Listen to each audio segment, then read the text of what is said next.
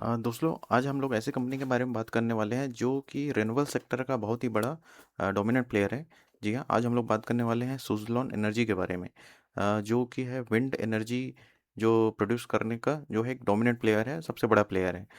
जैसे कि आप देख पा रहे हैं कि कंपनी के जो प्रोफाइल है उसमें ये बताया गया है कि जो इसका जो मेजर जो रेवेन्यू है वो विंड एनर्जी करके आता है। बड़े बड़े टावर्स जो लगे हुए हैं उससे एनर्जी प्रोड्यूस करता है और उसे सप्लाई करता है। तो कल के जो सेशन में जैसा कि हमने देखा था कि सुज़लॉन एनर्जी का शेयर जो है बहुत बुरी तरीके से पिटा था। और जैसा कि अभी चल रहा है कि एनर्जी सेक्टर में गवर्नमेंट ने जो है बहुत फोकस किया है, सोलर हो या फिर आपका विंड एनर्जी हो, है ना? और ताकि जो डिपेंडेंसी ऑन कोल और तेल पे है, ऑयल पे, वो कम की जा सके। तो चलिए इसी वीडियो में हम आज सुज़लॉन के बारे में डिस्कशन करेंगे। और ये वीडियो जो होगी पूरी तरीके से एजुकेशन पर्पज़ के लिए होगी। ये किसी भी तरह की बाइंग रिकमेंडेशन इसे ना समझा जाए। और अगर चैनल पे नए हैं तो द टिकर को सब्सक्राइब कर लीजिए ताकि ऐसे ही शेयर्स के जो वीडियो है, नॉलेजेबल वीडियो आपको पास मिलती रहे। तो चलिए शुरू करते हैं। का जो रिज़ल्ट है उसके बारे में डिस्कस करते हैं कि उस कंपनी का जो पास्ट परफॉर्मेंस कैसा है। तो इसे जानने के लिए हम जो है सबसे पहले जो है कंपनी का लास्ट जो क्वार्टर का जो रिज़ल्ट है उसे हम लोग देखते हैं। सबसे पहले जैसे देखते हैं कि कंपनी का जो इनकम जो था, टोटल इनकम वो था 3,897 करोड़ रुपए। अ, ये जो है अगर हम लोग इसके लास्ट जो क्वार्टर है 30 जून, इससे देखें तो ये जो है लगभग उससे बढ़ा हुआ है। और सेम उसी तरीके से अगर हम इसके लास्ट ईयर जो 2024 के जो उसका है जो लास्ट साल दो दिसंबर सितंबर 2024 से देखें तो उससे भी बहुत ही अच्छा हमें ग्रोथ दिखाई दे रहा है। अब अगर हम इसे टोटल एक्सपेंसेस को देखें तो जाहिर सी बात है कि अगर इनकम बढ़ रही है तो एक्सपेंसेस भी बढ़ेंगे ही। और पिछले एक्सपेंसेस बढ़ेंगे। और उसके बाद जो है हमारा नेट प्रॉफिट जो है 5,562 करोड़ रुपए ये आ रहा है। और जो कि ये सितंबर 2024 के अम, जो रिजल्ट है उससे भी अच्छा है। प्लस जो जून जो है हमारा जो लास्ट सितंबर के पहले जो जून क्वार्टर गया 2025 का, उससे भी अच्छी ग्रोथ दिख रही है। तो अगर हम overall total expense minus net profit की बात करें तो टोटल जो है 1,269 करोड़ रुपए ये आ रहा है जो कि लास्ट क्वार्टर से और पिछले साल सितंबर 2024 से बहुत ही अच्छा ग्रोथ दिख रहा है। तो अभी तक देखने पे अगर हमें ये पता चलता है कि कंपनी का जो ग्रोथ है, जो उसके फाइनेंशियल में, वो तो हमें रेगुलरली ग्रोथ दिख ही रहा है। लेकिन क्या अगर हम और अगर हम अब इसके अर्निंग पर शेयर की बात करें तो इस साल इस क्वार्टर का जो अर्निंग पर शेयर था 90.93 पर शेयर। और जो लास्ट क्वार्टर गया जून का उसमें जो था ये वैल्यू थी 0.24 की, जो कि अच्छा ग्रोथ है। और एज़ कम्पेयर टू अगर सितंबर 2030 के उसमें भी देखें तो ये इसका ग्रोथ भी है बहुत ज़्यादा ही अच्छा है। 0.93 मतलब बहुत ज़्यादा ही गैप डिफरेंस आ रहा है, जो कि अच्छे ग्रोथ के संकेत दिखा रहा है। हमने सुज़लॉन के रिज़ल्ट तो देख लिए, लेकिन चलिए अब हम उसके जो कल के जो चार्ट है उसके बारे में देखते हैं। दोस्तों जैसे कि देखते हैं कि कल जो ये शेयर है 50.82 के प्राइस पे कल जो है ओपन हुआ था। हाई इसने 51.09 का मारा।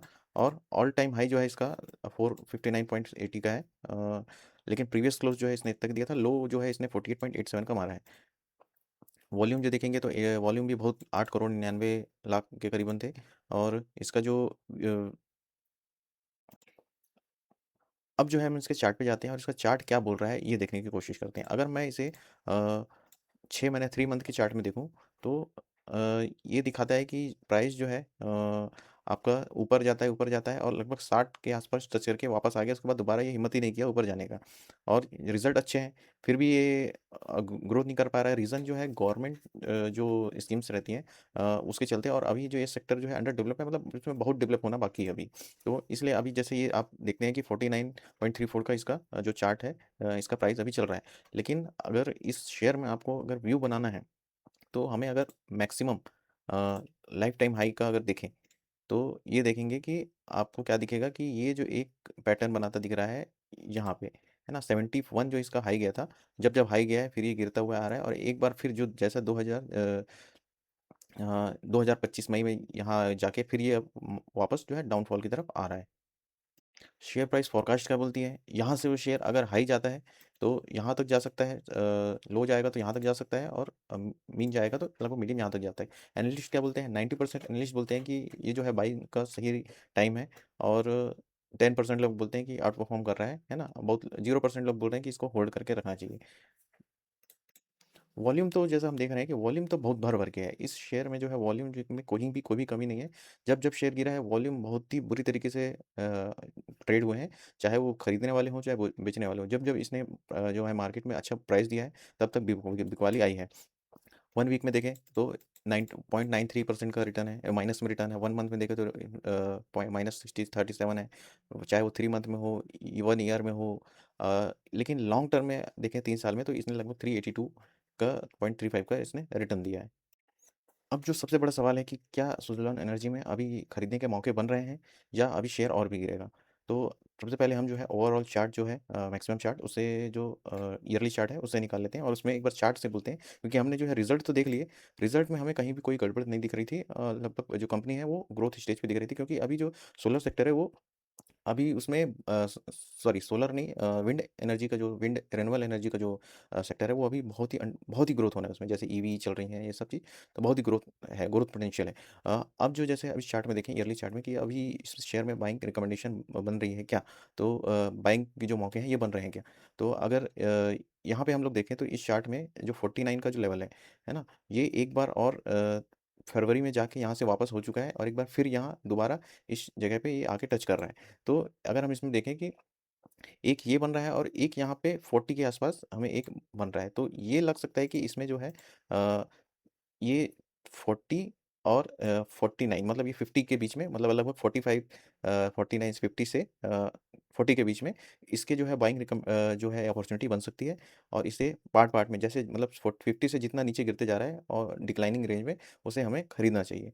और इसे शॉर्ट टर्म के लिए नहीं रखना है, इसे जो है हम लॉन्ग टर्म के लिए होल्ड करके चलेंगे, क्योंकि आने वाले समय में हो सकता है ये हमें बहुत ही अच्छा रिटर्न, कई गुना मल्टीबैगर रिटर्न देके बहुत ही प्रॉफिट निकाल सकते हैं।